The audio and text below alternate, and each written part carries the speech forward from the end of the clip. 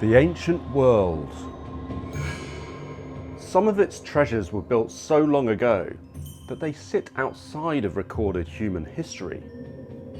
We don't always know what they were built for, or exactly how they were built. Across the planet, ancient structures from different cultures can often seem shrouded in mystery. This has led to some interesting theories. One is that an advanced civilization, now lost in the sands of time, was responsible for building some of the world's greatest historical wonders. Another idea is that they weren't even created by humans at all, but by aliens. Hang on a minute, aliens? Well, surely no one can believe that. But, astonishingly, they do. Apparently, thousands of years ago, extraterrestrials came to Earth. They shared their advanced technology, leading to the establishment of civilization and the creation of many ancient wonders. And then, they left. Let's face it, these are bizarre conspiracy theories that repeatedly rear their heads. I wanted to investigate where they come from the construction of the Great Pyramid to the lost island of Atlantis, through to the space race of the 20th century. These counterfactual ideas of lost civilizations and aliens have their roots in real history. I'll be explaining why some people choose to believe in an alternative past. Of course, I'm sure this video will throw up many questions, so don't forget to drop us a question in the comments. And don't forget to like and subscribe to our channel. So before blasting off into outer space, let's start by looking at some of the world's ancient civilizations and what they built.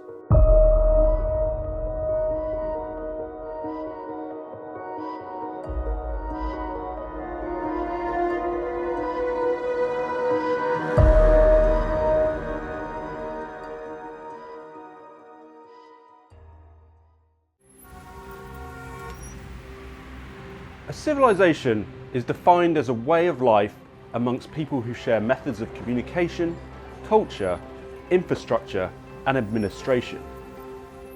The first known complex human civilizations formed along the Euphrates River in Mesopotamia, in what is now modern-day Iraq. Civilizations also flourished in other regions of the planet, including Egypt, China, and the Indus Valley in modern-day Pakistan. One of the earliest civilizations in Mesopotamia were the Babylonians, who were known for their advancements in astronomy. With the naked eye, they identified and tracked movements of the planets, such as Jupiter, Saturn, and they detailed the passage of Halley's Comet. This was all done nearly 4,000 years ago, long before the invention of telescopes. It might seem strange that people from almost 5,000 years ago would be able to observe planets that are over 750 million miles away. But these outer planets are gigantic, and if you know where to look, you can see them on a clear night. The ancient Egyptians, meanwhile, were master builders, constructing a remarkable array of temples, monuments, and tombs along the River Nile. The most famous of these is the pyramid complex at Giza, just outside modern-day Cairo, which includes the 137-metre tall Great Pyramid of Khufu, the largest of all the pyramids. One of the great mysteries surrounding the pyramids is exactly how such complex, monumental structures were built. The Great Pyramid is constructed from around 2.3 million individual stone blocks, each weighing between 2.5 and 15 tons. The task of moving each individual stone into place almost defies belief. The ancient challenge of shifting huge stones without machinery isn't exclusive to Egypt. The giant stone circle of Stonehenge in Wiltshire, southern England, was originally made up of 80 sarsen stones, each weighing an average of 25 tons. Each of these stones had to be moved into place from where they were quarried through a heavily forested landscape, and we don't know with certainty what stone circles, such as Stonehenge, were really for. Thousands of miles away in Korea during the first millennium BC, the construction of a type of portal tomb called dolmens required immensely heavy capstones to cover them. The heaviest of these, Ongok dolmen, weighs as much as 300 tons and would have required thousands of people to move the gigantic capstone. These megalithic tombs are also, somewhat strangely, common across northern Europe and India. So there is evidence of different ancient civilizations on opposite sides of the earth embracing similar architecture and burials. As in ancient Egypt, there are many examples of spectacular stepped pyramids throughout Central America. The Pyramid of the Sun, located at Teotihuacan near Mexico City, is amongst the most spectacular. There are other ancient wonders in South America, like the lost Incan mountain city of Machu Picchu and the remarkable carved geoglyphs of the Nazca lines. When comparing ancient sites and monuments on different continents, their likeness can seem mysterious. Why are there similar buildings and monuments built by different civilizations that had no record of contacting each other found in different parts of the world? Why were pyramids built in both North Africa and South America? What's more, how could ancient people, lacking modern tools or heavy machinery, make such remarkable constructions? The reasonable answer is that this building occurred in different places at very different times. While we might call their construction ancient, the timeframes are vast. The Great Pyramid, which certainly is ancient, was built 3,000 years before the Central American pyramids, which are more early medieval than ancient. The building of a large pyramid is also a fairly logical way to create a tall structure in the absence of modern materials, such as cement or steel. Although that said, the Central American pyramids are usually held together with mortar. Building a broad foundation and then simply stacking blocks on top of one another, like a child would do with Duplo, allows you to build pretty high. It's not exactly remarkable that humans would build similar pyramid structures without contacting each other. That's not to say the structures aren't remarkable, but they would have taken decades, sometimes centuries, to build as they now stand. What pyramids were used for also depends on where they were built. The Egyptian pyramids were largely royal tombs, while the Central American pyramids were most often temples.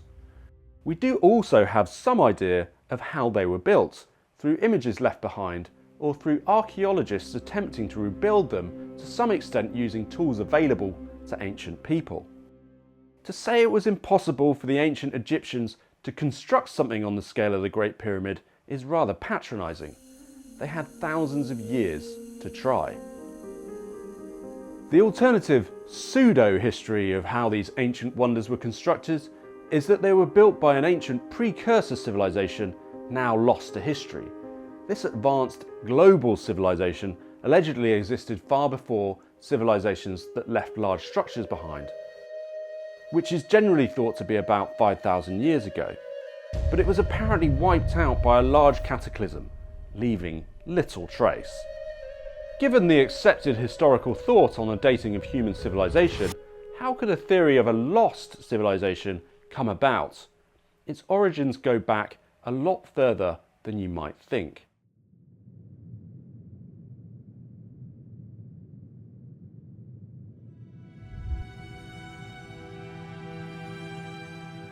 The lost civilization idea has its roots in the works of the Greek philosopher Plato.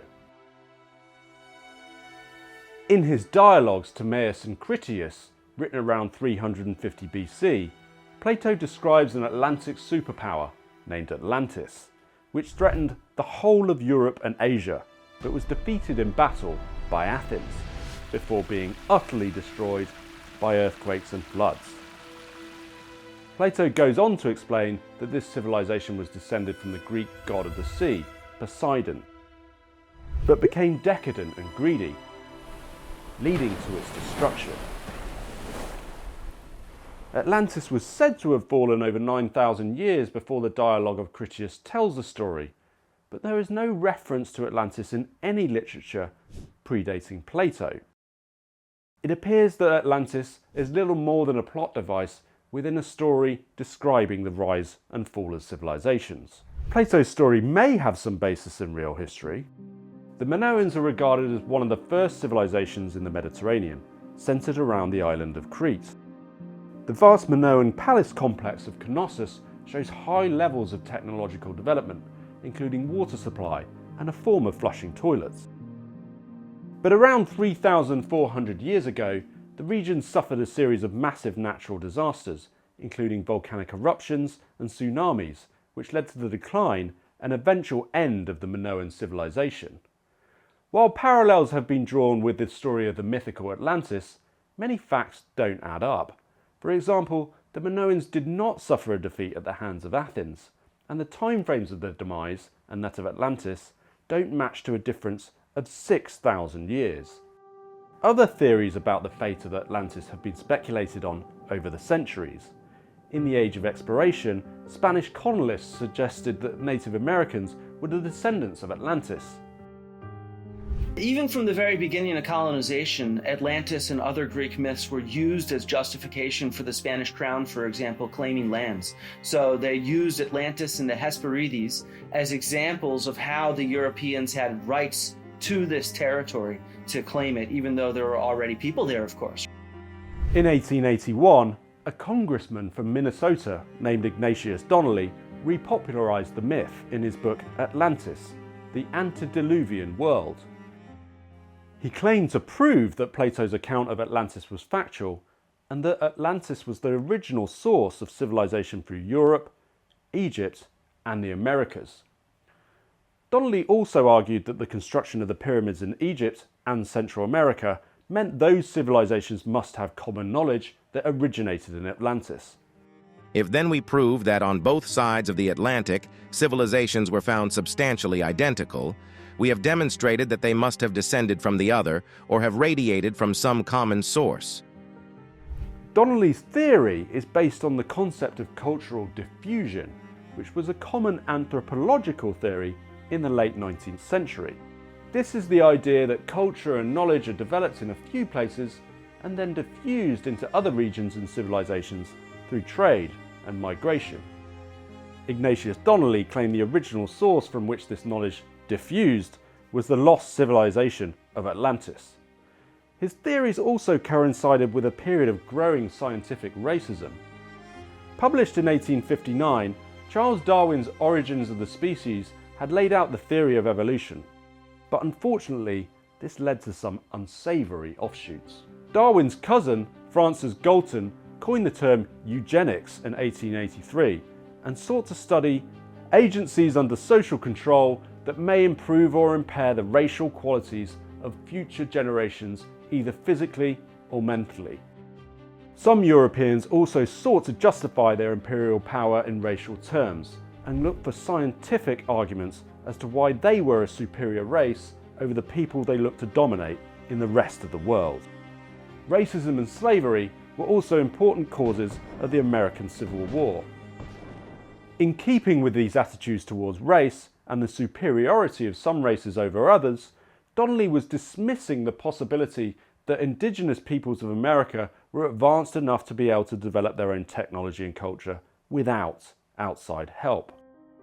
In this case, the people of the ancient and now lost Atlantis. These ideas were also latched onto and propagated by the arguments of white supremacists. In addition to the racist undertones of Donnelly's theories, he was just plain wrong. Despite his bluster, he was unable to offer any concrete evidence that Atlantis ever existed. As we can recall, Atlantis was a fictional creation by a Greek philosopher. Yet Donnelly is seen by many as the founding scholar of Atlantis studies, a movement that led to the publishing of thousands of books in the decades since he first proposed his theory in the late 19th century. While Donnelly's theories about Atlantis may seem eccentric, others are even more outlandish. A Theosophist sect founded by Helena Blavatsky in 1888 linked the origins of Atlantis with space aliens. The Theosophists certainly had an interesting logo. In Plato's dialogue, Atlantis was the creation of the god of the sea, but lost its divine lineage over time. By the end of the 19th century, some people were suggesting that the divine creator that Plato had mentioned could actually be space aliens. and so the foundation of ancient civilization entered the realms of science fiction, and those ideas gathered pace over the course of the 20th century. Over the next 80 years, the sentiments of imperialism and scientific racism faded, although they were far from being totally extinguished. Racist, fascist ideology was defeated in World War II, while the overseas empires of Britain and France were largely dissolved by the 1960s. But by now, events that had only existed in the realms of science fiction were becoming reality. The first human-powered flight occurred in 1903, and just under 60 years later, in 1961, Soviet cosmonaut Yuri Gagarin had become the first human to travel into space. The superpower-led space race was becoming white hot as the USSR and USA aimed to land the first man on the moon. This great leap in human ingenuity was matched by rapidly increasing living standards and cultural change in Western societies. New appliances entered the household, archaic laws were liberalised, and sales of pop music surged into Beatlemania. Alongside this was a growing secularism and a waning of trust in authority towards a more individualistic worldview. Cultural change in America and Europe was partly driven by civil rights movements, anti-war protests, and counterculture.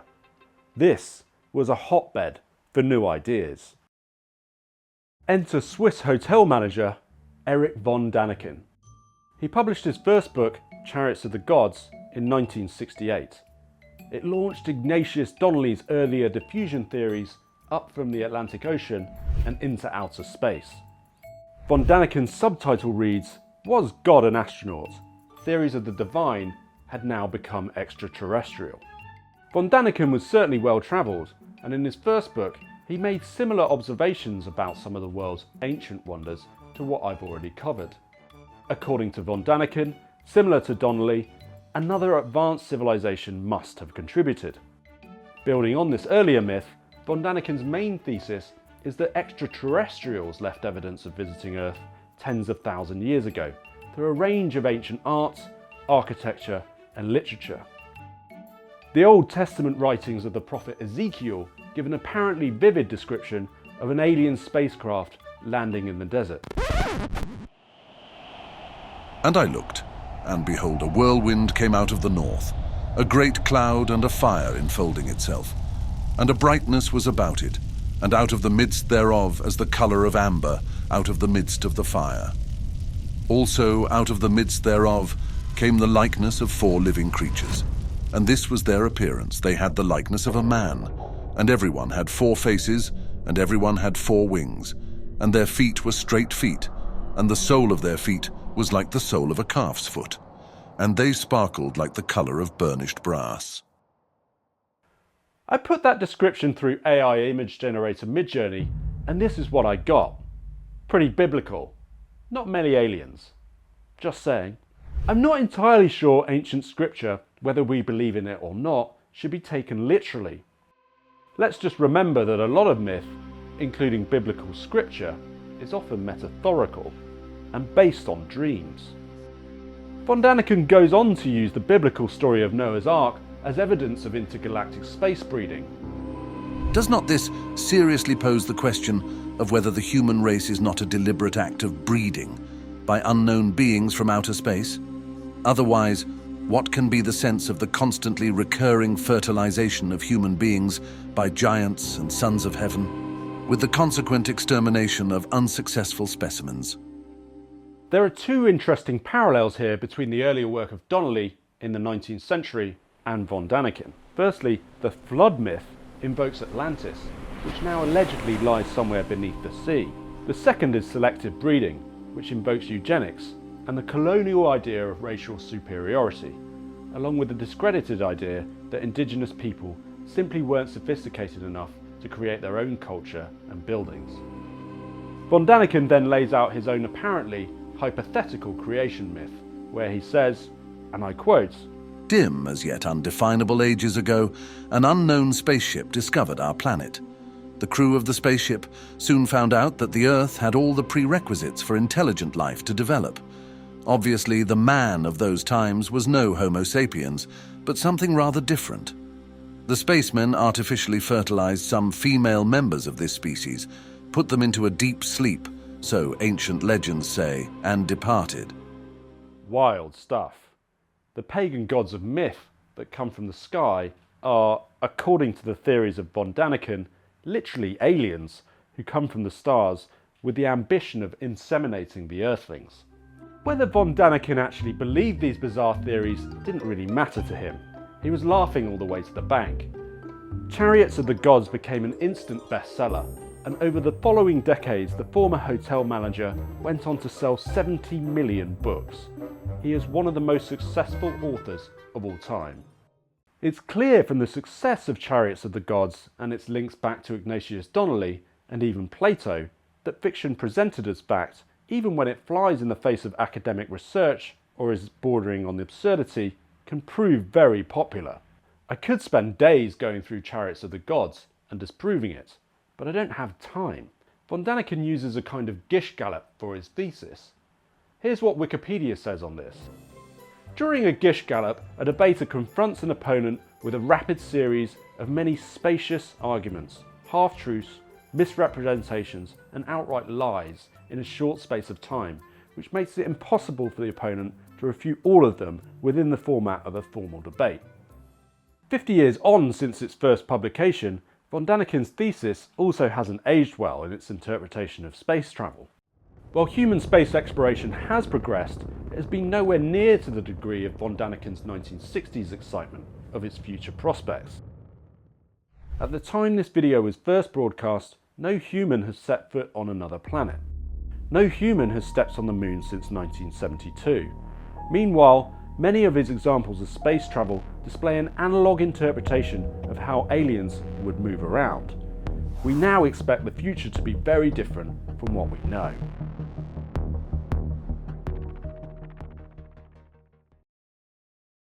Despite being regularly challenged, Donnelly and von Däniken's ideas have been rebooted for television, finding new audiences. Graham Hancock's recent Netflix series Ancient Apocalypse refers to an ancient global civilization, lost to history, which allegedly constructed many wonders of the ancient world. Meanwhile, the History Channel's Ancient Aliens, which ran for 19 series, draws on the ideas of von Däniken and interviews him directly about his theories, along with many other commentators who support his ideas. Many of these books and television series cross-reference one another without explicitly saying so. Clearly, Ancient Aliens crosses over with von Däniken's Chariots of the Gods. Meanwhile, Chariots of the Gods appears to borrow from an earlier French title named Morning of the Magicians, which also made reference to ancient astronauts, yet von Däniken does not mention the earlier work. Morning of the Magicians also references the work of Cthulhu mythos creator, science fiction writer H.P. Lovecraft. Graham Hancock's 1995 publication Fingerprints of the Gods has a very similar title to von Däniken's Chariots of the Gods and cites some of the same examples, the Peri-Reis map and the Nazca lines, very early in his book.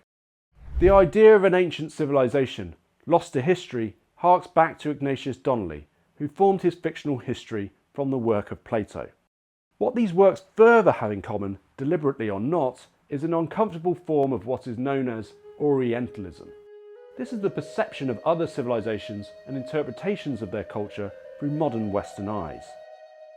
Rarely do the alternative theorists use examples from European cultures to explain their point.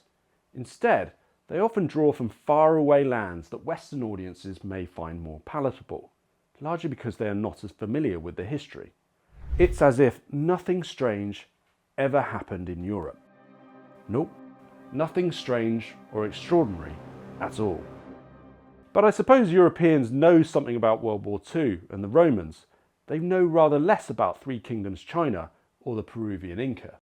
The theorist, or program, will often say that the history of far-flung civilizations hasn't been well studied or understood, which gives space to the possibility of a lost civilization, or even extraterrestrials. But this is rather patronising to the archaeologists and historians who have studied these civilizations in depth, and who are often people from the regions themselves. These alternative theorists also employ similar tactics in their attacks on established history. The first is in their use of awe and wonder. Von Däniken's Chariots of the Gods points out the overwhelming scale of the universe, the incredible diversity of the biological species known to science, and the vast timescale before the Earth's creation. All of these are awesome to consider, and creating a video on them might end up with millions of YouTube views. For von Däniken, this sense of awe and incomprehensibility is then used to justify the possibility of his thesis, that there must be aliens somewhere out there, so why wouldn't they visit Earth? Then, the idea of a new paradigm is introduced, often because of a new technology which challenges the old. For example, our world picture, which is already almost frozen into immobility, begins to thaw. New working hypotheses need new criteria. For example, in the future, archaeology can no longer be simply a matter of excavation. The mere collection and classification of finds is no longer adequate. Other branches of science will have to be consulted and made use of if a reliable picture of our past is to be drawn. So let us enter the new world of the improbable with an open mind and bursting with curiosity. Let us try to take possession of the inheritance the gods have bequeathed to us. this idea of apparent open-mindedness is used as a shield to justify the absurd. Essentially, given these mysteries, is it not possible that an ancient civilization lost to history could have settled the world? Objectively, it is extremely unlikely that this happened, but it cannot absolutely be ruled out. Thus it is technically possible. This is because new archaeological and scientific discoveries will continue to be made, and no one can categorically say what insights they will provide or what history they might rewrite. Any theory is going to start with a small amount of evidence and then be tested. And as it's tested, more evidence is going to come to light that either proves it or disproves it. So when you look at kind of this idea of the extinction of dinosaurs, it started out as a theory, and then more and more it's snowballed with evidence that accumulates that proves that that's very likely to the case. Alternative theorists often try to undermine the historical consensus by presenting themselves as lone wolves, underdogs fighting against the creaking establishment in light of new evidence. The classic line is that people used to believe the world was flat. In fact, some people still do, and that attempts to prove otherwise were suppressed by the authorities. The Catholic Church once persecuted astronomers who proposed the Earth revolved around the Sun, and the theory of evolution had numerous critics upon its publication. But these theories are now accepted science because scientific research has proven the Earth is round, the Earth is not the centre of the universe, and Darwin's theory of evolution is correct. Many of those who have promoted these alternative theories don't have the greatest credentials with which to make their claims. None of those mentioned have been professional archaeologists or academic historians with decades of peer-reviewed research to support their theories. Ignatius Donnelly was a politician. Erich von Däniken was a hotel manager. Graham Hancock was a journalist. Their theories are often ambiguous and vague and lacking a central point. If an ancient civilization other than the Egyptians built the pyramids, then who specifically were they? Moreover, where is the archaeological evidence of their culture beyond the structures left behind? What did these ancient ancestors represent? There is no real evidence to build a viable proposal.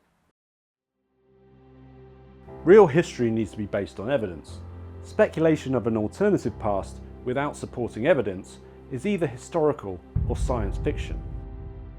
Archaeology is not just what we dig out of the ground, and as an academic pursuit, it never has been. It is a study of what is found matched to a historical context as a foundation for history. This uncovered material then aligns with other source material, building a picture of the past. But without time travel, that past will always remain slightly obscured. Even what happened yesterday can be obscured by our memories.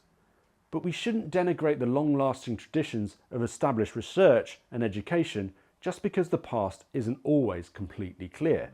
It is much clearer, in fact, to say the pyramids were built by the ancient Egyptians rather than space aliens.